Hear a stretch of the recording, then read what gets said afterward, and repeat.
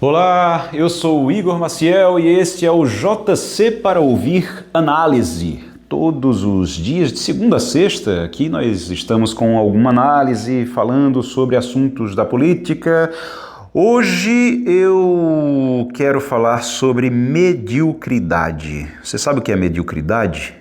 Mediocridade é a gente começar a escolher o menos pior, é a mediocridade na política brasileira. E isso não vem de agora não, tá? A mediocridade na política brasileira vem já de bastante tempo, em que a gente começa, desde que se começou a trabalhar essas polarizações, começaram a trabalhar essas polarizações, não é somente Lula e Bolsonaro, você tinha PT contra PSDB lá atrás, você tinha outras rivalidades que surgiram também do Collor com o Lula, e é interessante que depois fica todo mundo amigo, né? Depois vira todo mundo aliado, é uma coisa absurda, mas essa mediocridade ela vem de muito tempo. E o que é que aconteceu, o que é que acontece nesses últimos anos, principalmente? É que tem um fator das pesquisas políticas que começou a ser muito mais avaliado, muito mais observado, com um cuidado danado, os marqueteiros todos debruçados em cima dos números sobre a rejeição. O que é a rejeição? Rejeição numa pesquisa, para você entender bem, é quando o entrevistador, lá que está fazendo o levantamento, ele vai lá e pergunta ao entrevistado assim: desses nomes aqui, em quem você não votaria de jeito nenhum? Em outras palavras, quem é que você detesta aqui? Você vota em seu Joaquim do fiteiro da esquina, mas não vota nesse candidato aqui. Quem é que você, para ser presidente, para ser governador, para ser prefeito, quem é que você detesta daqui? Aí a pessoa diz Lula, é Bolsonaro, é Ciro Gomes. E aí saem os números da rejeição. E os marqueteiros se debruçam em cima daqueles números ali de rejeição, chegam para o candidato e dizem: olha, o senhor está muito bem. Por quê? Porque a rejeição do seu adversário é maior do que a sua. Às vezes o cara está com uma rejeição de 40%, o outro tem uma rejeição de 42%. Aí diz: olha, tá ótimo, que você está 2% abaixo, 2 pontos abaixo. Sua rejeição é mais baixa do que a de fulano. Quando você nivela por baixo, vê quem é o menos pior, o menos ruim, sabe, a gente está, na verdade, fazendo com que o Brasil estacione. A gente está fazendo com que o Brasil estacione, porque você se acomoda em ser o menos ruim.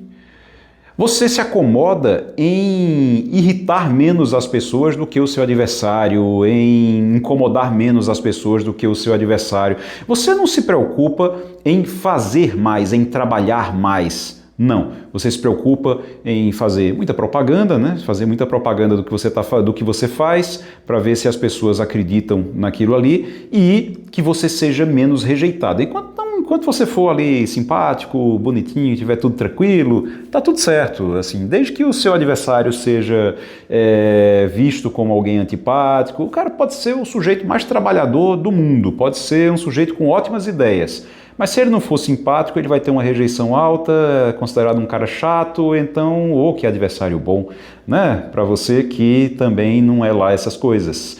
Essa é a mediocridade brasileira na política, e nós temos isso há muito tempo. Infelizmente, nós temos isso há muito tempo, e essa é uma das raízes para que o Brasil tenha tanta dificuldade para se desenvolver, tanta dificuldade para olhar para frente e tenha tanta dificuldade para se desvencilhar das polarizações, porque é nas polarizações que o menos pior acaba sobrevivendo, esse fator do menos pior acaba sobrevivendo. O que nós temos de hoje, por exemplo, e que me chamou a atenção para fazer essa análise aqui, para ter essa conversa aqui.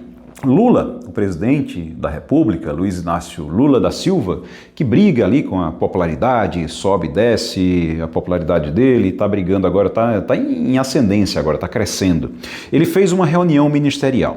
Nessa reunião ministerial, juntou todos os ministros para dar um monte de incentivo, de palavra de ordem, de um monte de coisa, fez todo mundo posar com um boné falando o Brasil é dos brasileiros e sobre a soberania no Brasil, virou slogan, um novo slogan do governo é relacionado à soberania. Ok, muita propaganda, muito marketing e um argumento que ele ganhou dos adversários, né? Ganhou do Eduardo Bolsonaro e do próprio Trump e do Jair Bolsonaro. Ele ganhou esse argumento para a campanha de 2026. Tem que agradecer ao Eduardo Bolsonaro todo dia. Toda vez que o Eduardo Bolsonaro grava um vídeo, ajuda Lula um pouquinho mais. Mas o assunto não é esse não. O fato é que o Lula, no meio dessa conversa, todo mundo já sabe que Bolsonaro está inelegível, deve ser condenado agora e vai ficar inelegível de novo, e aí não vai ser candidato em 2026. E aí, o Lula, no meio da reunião, ele diz o seguinte, ele começa a apontar para Tarcísio de Freitas. E ele diz que Tarcísio de Freitas é o adversário, que o adversário vai ser Tarcísio de Freitas, que o adversário dele em 2026 já está escolhido e é Tarcísio de Freitas. Ele repete isso várias vezes. Ele está ali tentando escolher um adversário, tentando dizer com quem ele quer disputar. E por que é que o Lula prefere disputar, eu posso dizer isso a vocês com certeza, o Lula prefere disputar uma eleição com Tarcísio de Freitas do que com Ratinho Júnior, por exemplo. Ou até com Zema ou com Ronaldo Caiado. Ele prefere que o adversário da vez seja o Tarcísio de Freitas. Ele já escolheu ter o PSDB como adversário para criar polarização. Ele já escolheu o Bolsonaro como adversário para criar polarização e ele está tentando escolher agora o Tarcísio de Freitas. E por que Tarcísio de Freitas?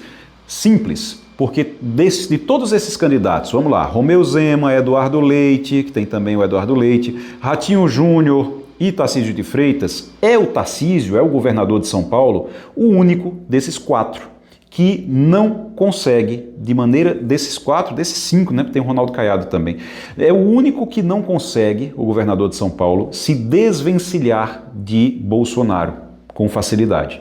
Ronaldo Caiado, todo mundo diz, o Ronaldo Caiado é aliado do Bolsonaro. Ronaldo Caiado já brigou com o Bolsonaro antes, passou muito tempo afastado do Bolsonaro, fez críticas pesadas a Bolsonaro. O Ratinho Júnior, ele nunca defendeu realmente, assim, com força, com vontade, o Jair Bolsonaro. Ele nunca foi um bolsonarista mesmo. Ele é um governador de direita do Paraná, mas ele nunca foi um bolsonarista realmente. Romeu Zema também, no meio de um monte de bobagem que ele fala o tempo todo, mas o Romeu Zema, ele também já teve atritos com Jair Bolsonaro, já brigou com Jair Bolsonaro, então ele pode dizer isso. Tarcísio não. Tarcísio foi ministro de Jair Bolsonaro. Tarcísio hoje demonstra claramente uma dificuldade imensa de se afastar de Jair Bolsonaro, por mais que todos os analistas políticos do mundo digam: se você ficar com Bolsonaro, você está perdido, porque a rejeição vai pegar em você e você não vai conseguir ser competitivo. Mas ele não consegue se desvencilhar de Bolsonaro. Quem é hoje desses candidatos, desses pré-candidatos, o que mais tem chance de conseguir votos? Tarcísio de Freitas. Mas é também o que mais tem chance de atrair a rejeição do bolsonarismo.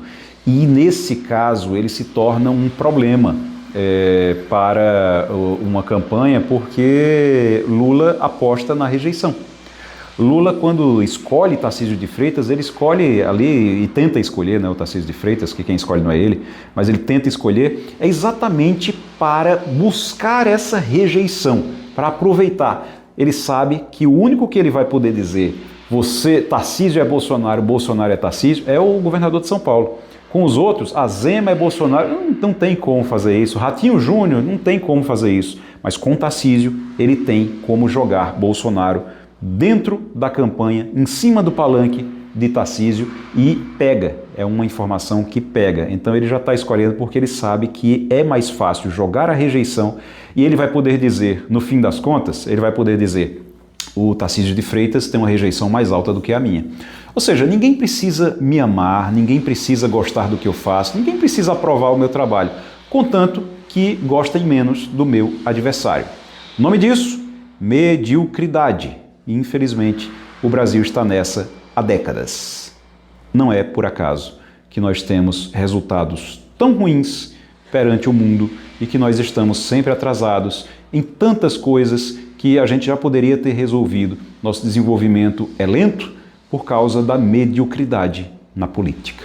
É isso. O JC para ouvir análise Vai ao ar de segunda a sexta-feira aqui no Spotify. Eu agradeço a vocês. Tchau, tchau. Até amanhã.